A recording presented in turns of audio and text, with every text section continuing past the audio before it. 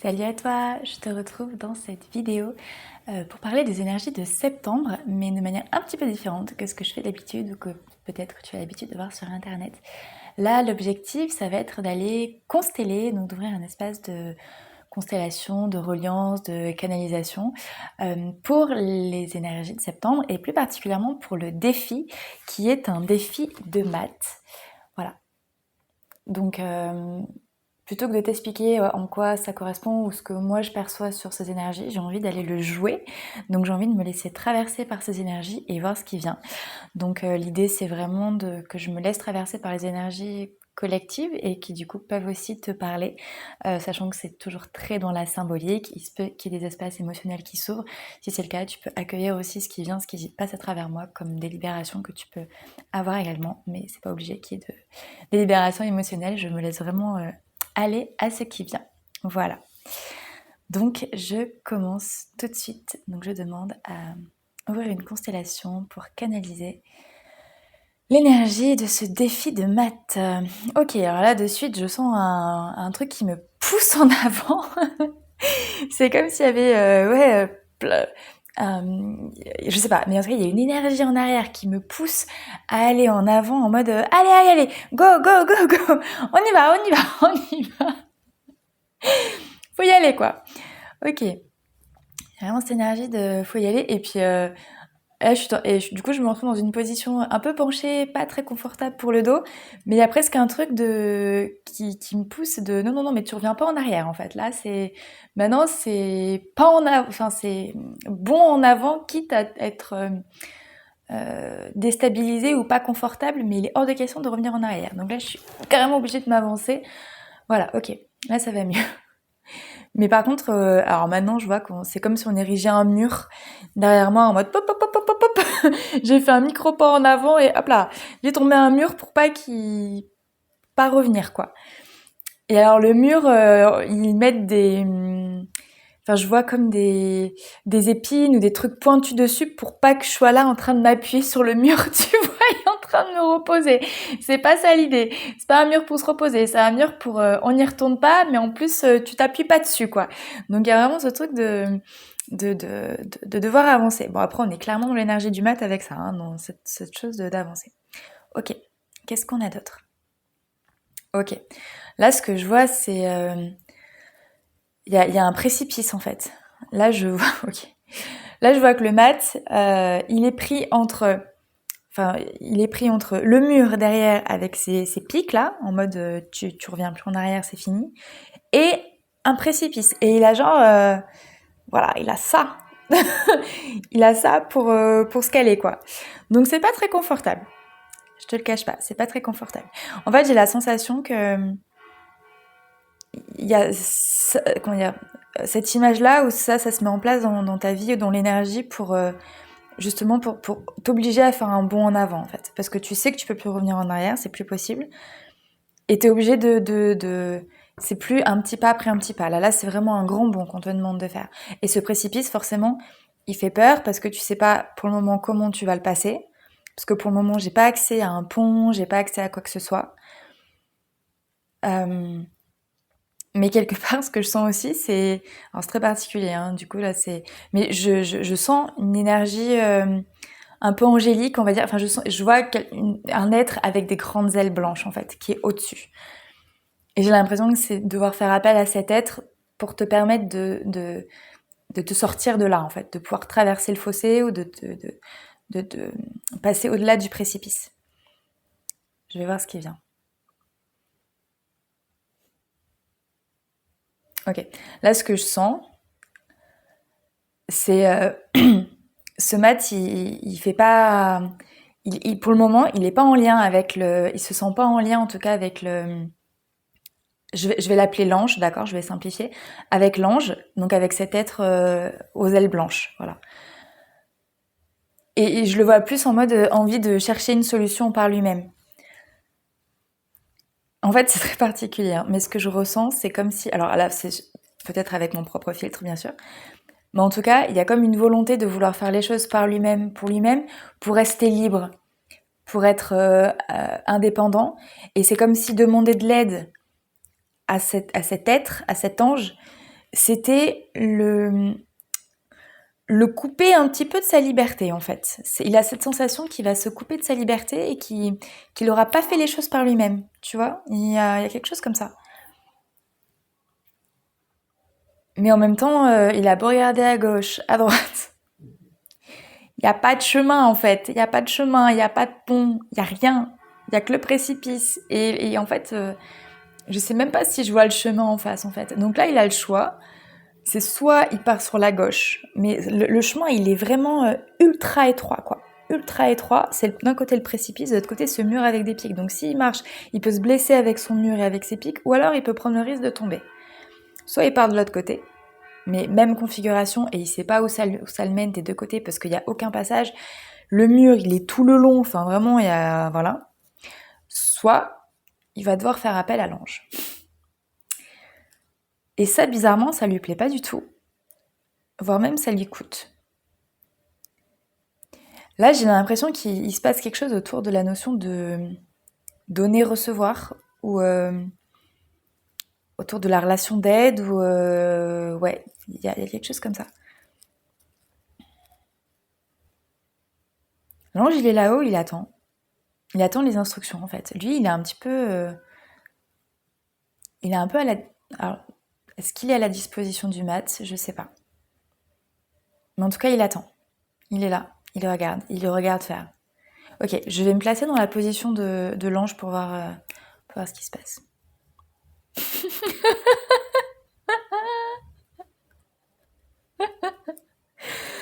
Oh ouais, c'est trop rigolo parce que j'ai l'image vue d'en haut du coup de ce personnage qui est là et qui, qui, qui sait pas quoi faire, qui est complètement prisonnier, et l'ange qui est là et qui se dit mais qu'il est couillon quoi, enfin avec toute la bienveillance du monde, mais il y a ce truc de mais qu'il est couillon, pourquoi est-ce qu'il me demande pas de l'aide?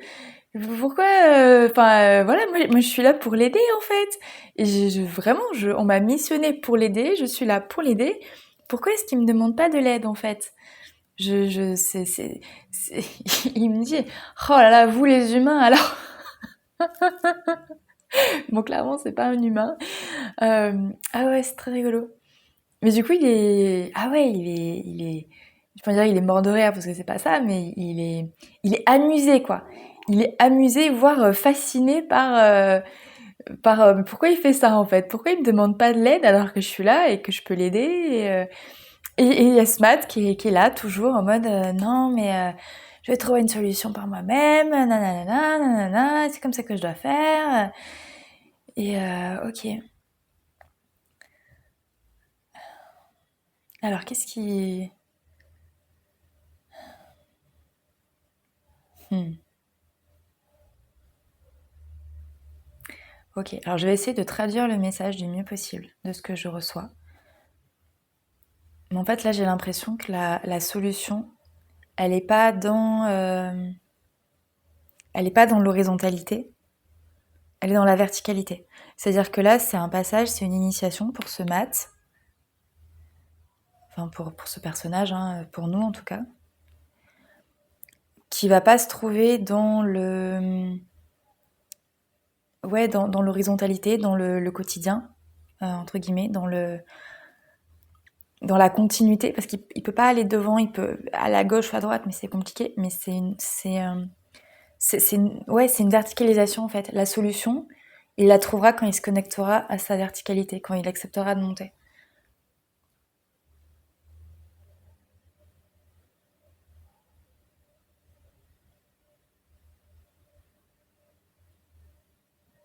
En fait, c'est ça. Il n'y a plus rien. Le précipice est là parce qu'il voit rien en face parce qu'il n'y a plus rien de l'autre côté. Ça lui demande j'utilise mes mots, hein, mais de changer de dimension en fait. C'est comme si là, il y a quelque chose qui se termine. Il est allé au bout. Comme quand tu sais, quand tu vas au bout d'un jeu vidéo en fait et que tu te retrouves bloqué contre la carte, voire il y a des bugs qui se créent ou quoi, mais tu peux pas aller plus loin en fait. Bah là c'est pareil. Il y a quelque chose de tu ne peux pas aller plus loin que tu es allé par rapport à là où t'en es en fait. Tu vois, t'as besoin de changer de dimension, de changer d'espace, de t'offrir un autre paysage, de t'offrir une autre carte, de t'offrir un autre environnement. Alors, ça se joue à plusieurs niveaux, hein, bien sûr. Ça peut être un environnement intérieur, ça peut être un environnement physique, ça peut être un système de croyance, un mindset, etc. Dans la symbolique, tu prends là où ça te parle, mais il y a quelque chose de changer de dimension, en fait.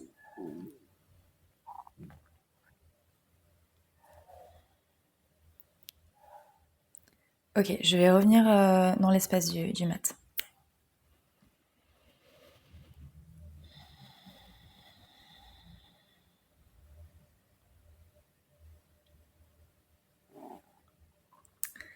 Là, je sens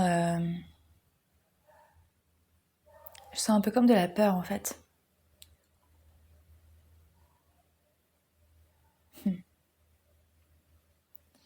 Ok. En fait, je sens de la peur parce que il y a quelque chose de l'ordre de... Ce mat, c'est un être libre. C'est un être libre, c'est un être qui fonctionne seul, qui fonctionne de manière indépendante, qui a appris à avoir confiance en lui, mais qui a aussi appris voilà, à avancer dans cette notion d'indépendance. Et je pense que ça lui fait peur de changer de dimension parce que déjà, ça va lui demander de retrouver ses repères. En tout cas, là, c'est ce qu'il projette, hein. Ça va lui demander de recréer tous ses repères. Ça va lui demander peut-être euh,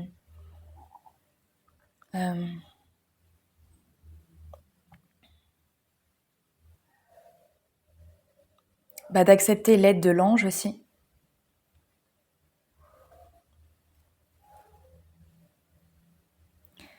C'est rigolo, je sens comme si ce mat il s'était mis des protections au fil du temps. Et il sait que ces protections, elles passeront pas. Ok, ok. Bon, là, ce qui me vient, c'est que pour que l'ange puisse emporter le mat, il a besoin de se décharger en fait. Il y a des poids, il y a des fardeaux, il y a des bagages qu'il porte que l'ange ne pourra pas porter en fait. L'ange, il pourra prendre que la légèreté, on va dire, du mat. Je sais pas pourquoi je suis en train de me taper le genou avec le bras, avec la main. Donc l'ange, il pourra porter que ce qui est léger dans le mat.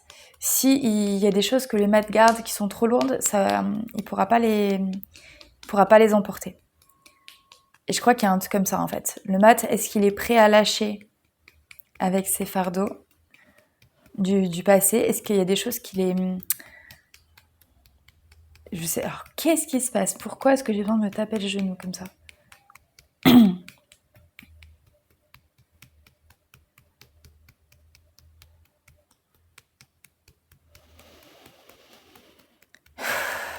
Ok. Bon. Maintenant, je vois l'ange et le mat. Ok. Waouh, ok. Il y a un escalier de lumière qui se manifeste depuis les pieds du mat et qui monte du coup dans le ciel. Mais en fait, j'ai l'impression que c'est le mat, là, le personnage, qui se fait tout un film et tout un scénario sur, qu'est-ce que je vais trouver là-bas, est-ce que j'ai le droit de monter, mais est-ce que je suis vraiment prêt, est-ce que je mérite, est-ce que je suis légitime, patati, patata. Il y a comme quelque chose de l'ordre de... Mais en fait, moi j'étais bien là dans mon histoire, là. J'étais bien dans mon scénario, pourquoi tout le monde me foutait la paix en fait. Tu vois, il y a un truc comme ça. Tout le monde me foutait la paix, les gens me voyaient pas, j'avais pas trop de responsabilités, je faisais mon petit bonhomme de chemin. Bon, voilà, ça allait quoi. Mais là, je sens que là où vous voulez m'emmener, c'est un peu l'inconnu et je sais pas si je vais avoir le même confort que ce que j'ai maintenant. Tu vois, c'est le mat qui résiste en fait. C'est ce personnage-là qui résiste, parce qu'en fait, le divin... attends, je sais pas, faut que je me... Ok, bon. le divin, lui, il est prêt à t'ouvrir les portes, en fait. D'ailleurs, c'est lui qui a mis les murs pour pas que tu ailles en arrière. C'est lui qui te dit, maintenant, il faut monter. Enfin, il faut... soit tu restes là, mais tu vas être dans une espèce de caca, là. Soit tu montes, tu prends les escaliers qui te mènent vers ton destin, finalement, vers ta destinée, vers ton réel toi. C'est quoi qui l'empêche, en fait? Je comprends pas. Il y a vraiment une... Il y a comme une peur, en fait. Hein. Il y a quelque chose de l'ordre de... Là, moi, vraiment, ce que je ressens, c'est... ok, bon. Pas du tout prétentieux, c'est et si le divin se trompait à mon sujet? Et rien que ça, quoi. Non mais... non mais, allô, quoi. Ok, en fait, je sens vraiment une trouille profonde et intrinsèque chez ce personnage de... mais si... ok, et du coup, là, ça se calme, de mon envie de... mon bras se calme. Et si, en fait, le monde se trompait à mon sujet? Et si, en fait, j'étais pas prêt à prendre ces escaliers? Et si je méritais pas de passer sur cette autre dimension? Et si... Mais c'est vraiment en rapport avec la valeur que ce Matt s'accorde à lui-même, avec ouais, sa propre valeur, en fait. Il y a comme quelque chose de l'ordre de... J'ai vraiment cette sensation qu'il était habitué à... Comment dire, un peu à avancer ou à errer, mais par lui-même, en fait, tu vois, il y a vraiment ce truc de... Je trouve ma propre reconnaissance vis-à-vis de moi-même, mais par contre, quand il s'agit d'aller dans le monde et de rester en reliance avec ma reconnaissance quand je suis dans le monde, bon, bah là, c'est autre chose, en fait. Et là, il sait très bien, ce Matt. Il sait très bien que ces escaliers, ça le mène à une forme de reconnaissance dans le monde, dans l'humanité, et il a la trouille de ça, en fait. Il a la trouille de perdre ses repères, il a la trouille de se perdre lui-même, et puis il a la trouille de...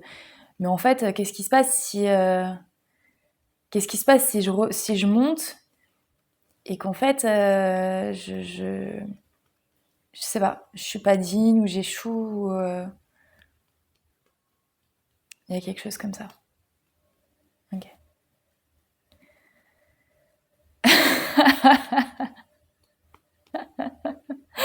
Ah, c'est trop beau l'image que j'ai. Je vois des dizaines d'enfants qui déferlent de l'escalier de lumière. Des enfants hyper joyeux, souriants, lumineux, et qui viennent, qui viennent chercher le mat.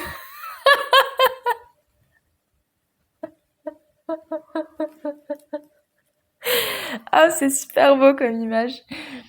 Ah ouais, il y a plein d'enfants qui viennent et qui sont, oh là là, tellement souriants, tellement beaux.